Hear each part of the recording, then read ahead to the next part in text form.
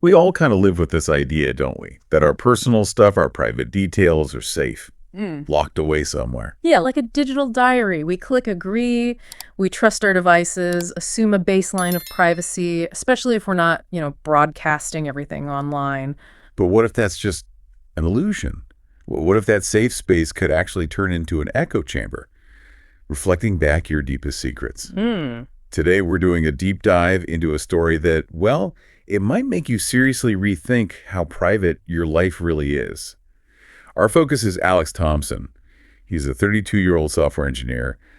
About 5 years back, he left Chicago after a pretty rough divorce. Looking for a fresh start. Actually, he wanted peace, quiet, predictability, so he moved to Elmwood, Indiana, a classic small town, hoping to just, work remotely and keep a low profile. And our mission here is to really unpack the story from whispered secrets of a surveilled life.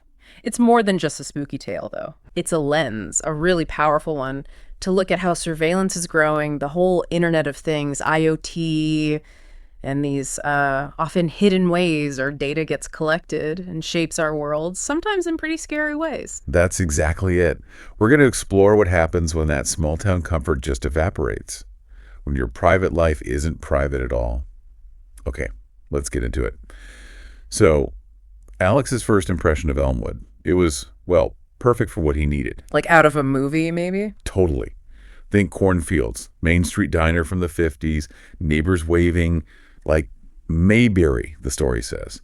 His life settled into this nice, predictable groove, coffee, gym, Netflix, no drama. Until the whispers. Until the whispers. It starts subtly. One morning, he's at Joe's Diner, waiting for coffee, normal morning rush, and he hears it clear as day from the booth behind him. Just Alex Thompson. Woo! He turns, sees this older couple he doesn't know. They're just talking, not looking at him. He tries to brush it off. Maybe he misheard. Yeah, diner noise, easy to do. But then, same afternoon, hardware store.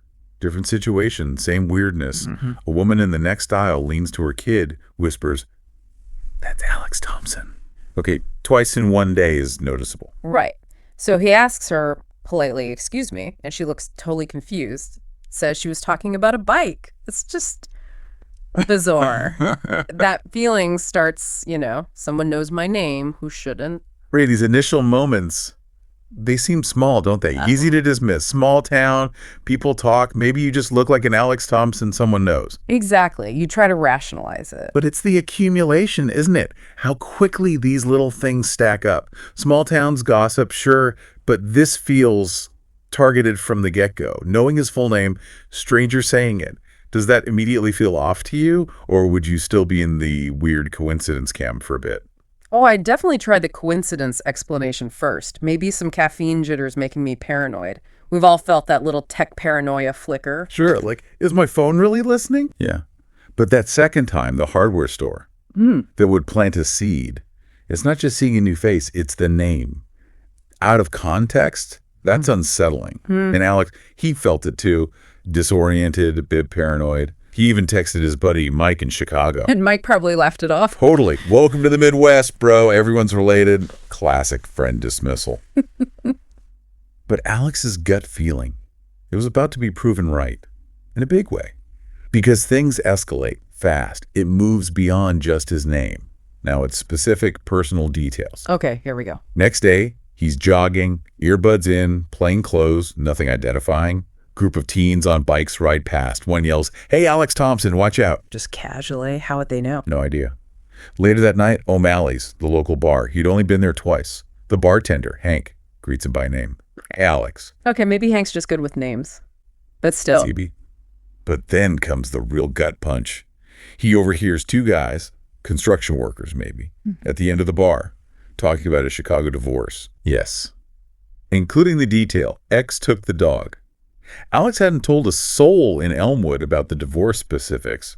It was private. He wasn't posting about it. Okay, this is definitely not just small town chatter anymore. Knowing about a divorce is one thing, but specific details, like the dog, that implies something deeper. Right. How could random people know that? What kind of data, what kind of network could connect those dots? It's not just gossip. It suggests, I don't know, access to information that shouldn't be public. Maybe old social media, maybe something else entirely. And just when he thinks it can't get weirder, Yeah. He gets an anonymous text. That boy. He says, Alex Thompson, you should really change your passwords. That banking app, PIN, 1989, your birth year. Sloppy. Wow. Okay, that's specific and terrifying. He checks, heart pounding, money's all there, but yeah, the PIN was 1989, his birth year. The paranoia wasn't paranoia anymore. No, that's proof of intrusion, digital intrusion. He immediately changes everything, all his passwords, the PIN. But the damage psychologically was done. That banking PN detail is huge. It goes way beyond gossip. It points to a potential data breach, maybe, or really sophisticated data gathering. Even though he wasn't big on social media. Exactly. Alex avoided TikTok, Instagram, the usual suspects, but it shows even a small digital footprint isn't foolproof. Your birth year, it's often out there, maybe linked to other accounts, maybe used in security questions, maybe phished earlier. It's how data gets aggregated, you know? Little crumbs make a map. And the map of Alex's life just kept getting more detailed and more painful. The invasion turns deeply personal now. It gets worse. Oh, yeah. He stops for gas. The attendant, young woman, hands him change and whispers, Alex, sorry about your mom. Cancer's a bitch, huh? Stage 4 last year. Oh, come on, how? His mom passed 6 months ago. Deeply private. He didn't post about it. Only close family knew the details, like stage 4. That's devastating and chilling. Then, the grocery store. The cashier, scanning his stuff, gives him this look, almost pitying, and mutters, Alex Thompson. Still pining over Sarah. That Chicago ex she remarried last month, you know. And he didn't even know. He didn't. He hadn't looked at her profile. He checks later, dreading it. And, yep, it's on her Instagram. She remarried. He found out from a grocery store cashier in Elmwood. The emotional impact of that. I mean, these aren't just facts. They're raw, guarded things. His mom's illness, his ex, moving on. Things he barely processed himself. Right. And it shows how much can be pieced together, doesn't it? Maybe it's not one source. Maybe it's a relative's post somewhere, an online obituary comment, old search history, AI connecting dots we don't even see. It paints this terrifyingly complete picture from scattered digital dust. It felt like his entire past was being dredged up. And then came the final blow. A physical note slipped under his door. A note. Okay, that's different. It read, Alex, we know about the accident. 2015, drunk driving in college. You walked away, but that kid, permanent limp, buried deep, huh? Whoa, a sealed record. Exactly. It was a minor rear-end accident, sophomore year at Purdue. Fine, community service. The record was supposed to be sealed. Done. Gone. Nobody in Elmwood should know. Period. That detail, the sealed record, that's crucial. That's not just clever data mining from public sources, you know. Open source intelligence gathers public stuff, news, social media. Right. But a sealed juvenile or college record, accessing that suggests something, potentially illegal. A breach of protected systems. Maybe someone got on court records or university files. It raises huge questions about how secure that supposedly protected information actually is. Alex is, understandably, freaking out now. He locks himself in, starts desperately searching online, ends up on the deep web, conspiracy forums. Looking for answers? Any answers? And he finds mentions of this thing, this urban legend, the Whisper Network. An entity that learns your secrets and whispers them through strangers until you crack. He thinks, this is it. It's real. It's happening to me. A digital ghost haunting him through the town. He's barricaded inside, but it doesn't stop. Things get even stranger, more invasive. How so? Doorbell rings. Pizza delivery. Yeah. Ordered. The guy holds it out. Special delivery for Alex Thompson. Extra cheese, just like you like it. Okay, that's creepy, but then... Then the delivery guy adds, and hey, that secret stash in your basement. The old Playboys from your dad. Cute. Whoa, okay, knowledge of inside his house now. Alex slams the door, Yeah. grabs his keys, tries to leave town, get out of Elmwood. Makes sense. Run. He gets to a red light on the edge of town. There's a digital billboard just advertising a bank or something. Suddenly it glitches. Glitches. Yeah, then it displays his name, Alex Thompson.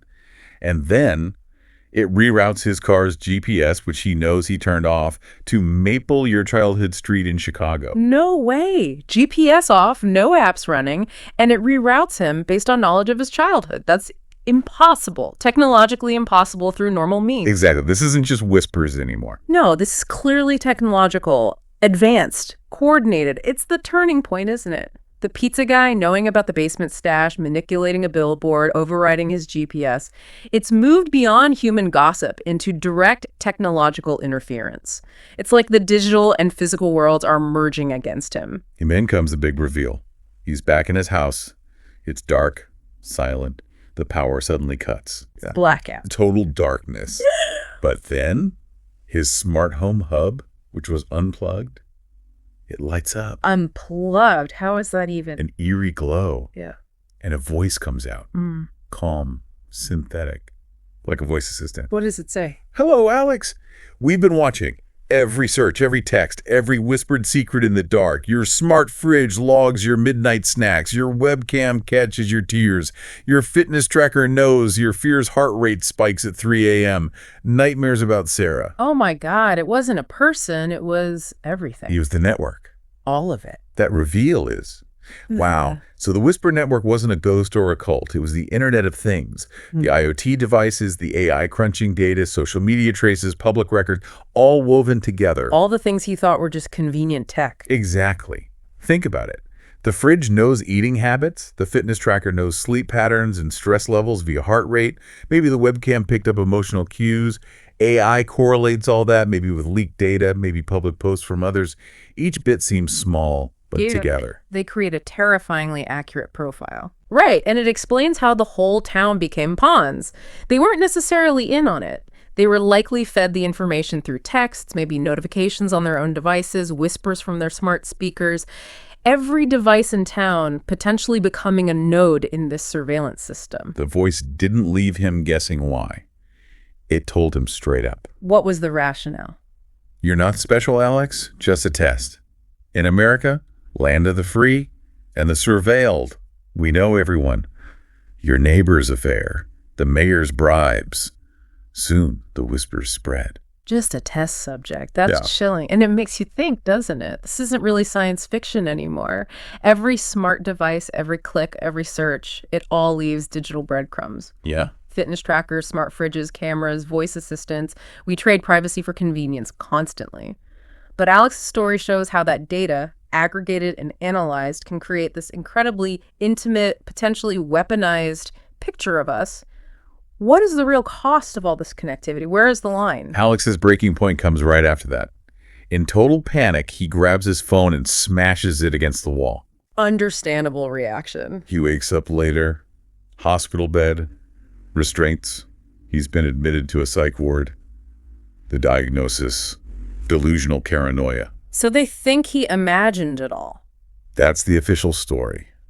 But the narrative gives us one last, very unsettling detail. Which is? As the nurse is leaving his room, she turns back, leans in, and whispers, "Get well soon, Alex." Oh, wow. So it wasn't a delusion. It leaves you hanging, doesn't it? The ambiguity is terrifying. Was he crazy? Or was the surveillance real and now it's gaslighting him, making him seem delusional? Yeah. And think about the psychological damage. Having your reality completely shattered like that. Yeah, the toll would be immense.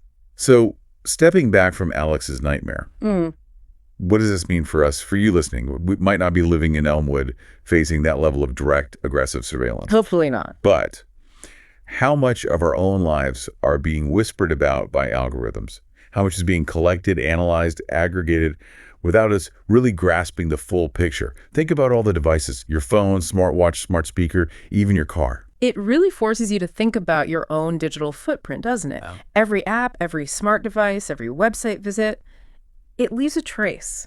And it's not just the data you choose to share, it's the inferences, the connections algorithms make. Like linking sleep data to shopping habits. Exactly. Or your search history to maybe predict your emotional state, things you'd never connect yourself. It builds that incredibly detailed profile Alex experienced. So we're always making these trade-offs, privacy for convenience.